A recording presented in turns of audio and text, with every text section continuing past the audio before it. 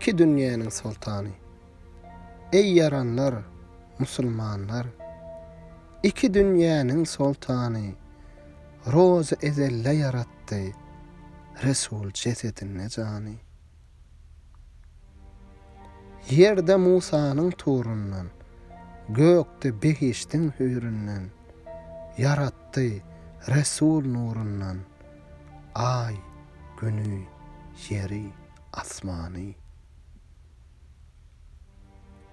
Arzu eýläp gül ruhsaryň, gezdim dagyna ebraryň, soragyny salyp ýaryň, keşdetdi köňlüm dünýäni.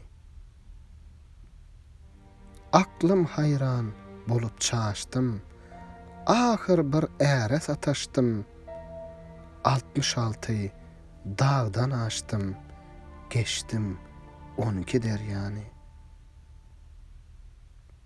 Magtym guly, bikarar sen. Bu ne otdur, sen yanar sen. Barça zatdan bikenar sen. Bilmezsen suudu ziyany.